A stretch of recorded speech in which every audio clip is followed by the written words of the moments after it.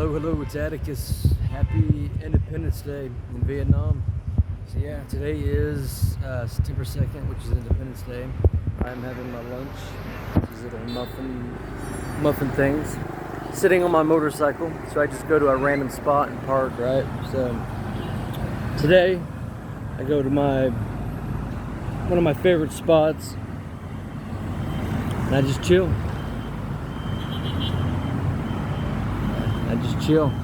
And right there, right behind me, I'll show you, there's a park in the back, and yeah, here, show it to you. So that's that park that you've probably seen me sit at before. But yeah, this is the intersection that I sit at the most. I just sit out here on my motorcycle, right, and eat these damn muffins. Every single day. And you wonder how I lost 30 pounds. That's how. The Vietnamese diet I caught. So the last couple of days have been tough. A lot of thoughts about the future. If the opportunity here in Lào Cai has dried up, if it's time to move on, if so, where? Philippines, Thailand, Russia, Korea, Japan, or maybe just a different city in Vietnam, I don't know. But I tried my hardest, and the reason I'm staying seems to remain invisible. And it just, what's the point of putting myself through hell? Job-wise, it's all dried up.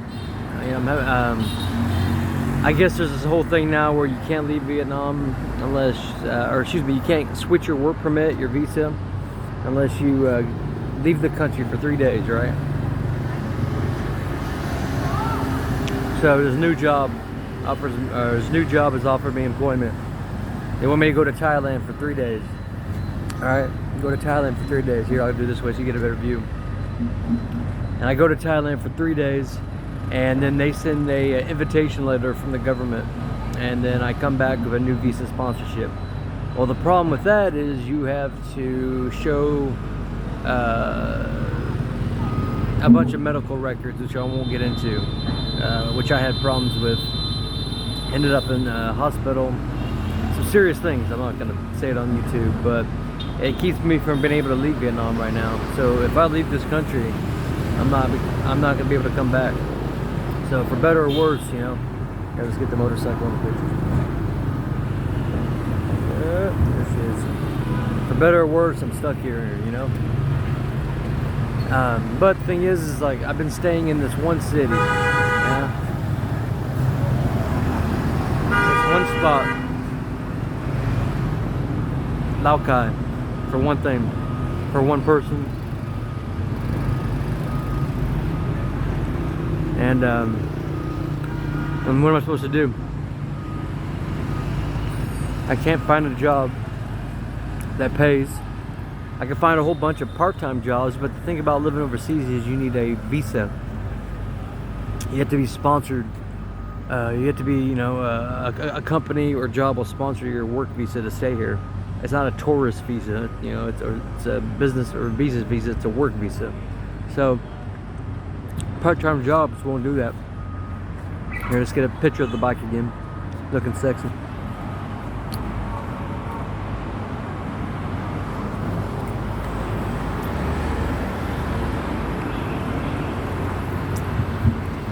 Just chilling at my favorite spot.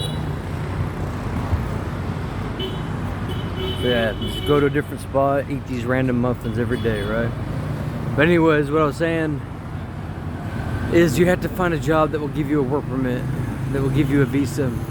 And this new job, as much as I would like to work for them, I think they'd be cool. The only way they know about me doing it is if I go to Thailand. But like I said, I won't be able to enter the country again. So my choices now are stay working at a job that 9 times out of 10 does not pay. So one of the job that I first got hired at here, right, owe people now like $200 million, 5,000 US. I mean, it's insane. And there was only a handful of people who successfully took this company to court and won, and I was one of them. Me and my friend Harvey. You know, we felt the way the wind was changing, right? We felt the direction of the wind. We smelled the change happening, and we jumped on it early, because if you're going to try to get your pound of flesh, don't wait. And we were successfully able to recover 100% of all the money they owed me, which in my case was like $104 million. And the idea of staying here, working for free, which is pretty much what I'd be doing. I'd stay at that job just because they're the ones who have my permit right now, my work permit, my visa. The idea of staying there and working for free and letting them just accumulate all that debt, all that money, hard work that I did. You know, one of 7 people. There's probably, like, I don't know, 500 teachers left on the north who are complaining every day on the forums about how they never get paid, right? They never get paid. And oh, there's the bike, looking good. Learn this little heart thing. But every day they're complaining about how they, don't get paid, and threatening legal actions, and it's too late, you know. Like, the window to get your pound of flesh has dropped. And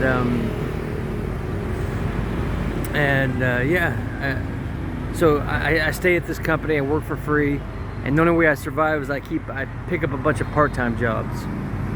But you know how disheartening that is. Like, one of the big bonuses of coming here, one of the big allures of coming here was I saw my uncle do it, my father do it. I saw a lot of people do it, and they would come back and they'd have all this money saved up because things are so cheap here, right? So, say I get paid, $1,500 a month. I'm only paying maybe $500, and I'm saving the other $1,000. So you do a year here, you're coming back with a nice chunk of change, 10 grand maybe in the bank, maybe even more if you save. It just all depends, right? And I'm depriving myself of that by staying at a job that won't pay me just so I can remain in the country. And then I'd work, and then I'd have to work a bunch of part-time jobs on top of that, which means that my whole day would be spent just working. And that's not what life is. Life is not sitting working, like forever. Especially if you're not getting paid for 40 hours of it, right? This is life.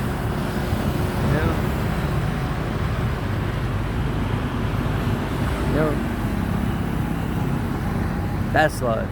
This is life.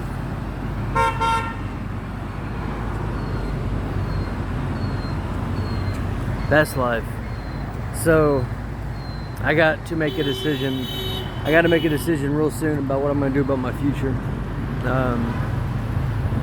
Some hard choices have to be made. And what is it Thanos says? Sometimes the hardest decisions require the hardest will, or something along that line. And yeah, the decision I would have to make is something that I've never done before, which is walk away from something or someone. And I've never done that. I've always been the one who's been walked away from. It's complicated, and I'm not gonna say it over YouTube, but I don't know. I don't know what to do.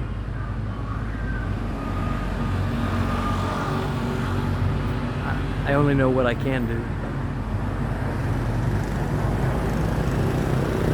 And what I can do is go anywhere in the world. Or I can move anywhere else in Vietnam. But Vietnam specifically, getting the visa is just the problem. So it might be that 2 years was just all I could do in Vietnam until this whole pandemic. I gotta censor what I say so I don't get freaking muted. But this BS is freaking stopped and people regain their senses and borders open back up. But there's other countries, Philippines I recently learned about. I've always wanted to go to Russia. See, I don't buy into this whole Ukraine propaganda bullshit. Part of my language. You know, they feed you a bunch of this whole crap that Russia's your enemy, blah blah blah, and all this stuff. But you know what? Like, it's whatever. I've met a lot of Russian teachers out here, a lot of Russian people, and they're cool as hell. You know what I mean? Like, Russia is no more our enemy. Like, the real enemy is right up. The real enemy, in my opinion, is owns half our country. If you catch my drift, and I'm like right next to it. If you catch my drift. But yeah, this whole Russia-Ukraine thing, it's stupid. Americans are, you know, gas prices, energy costs, it's all an agenda, it's all a bunch of lies, and to get people on your stupid social medias to put little Ukraine flags and all that, like, how easily some of you people are manipulated.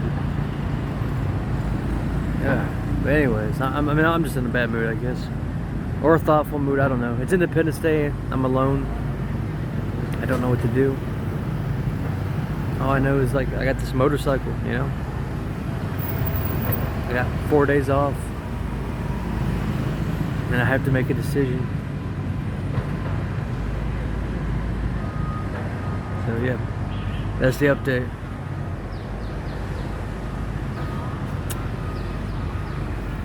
I guess I should eat my muffins before they get cold. So.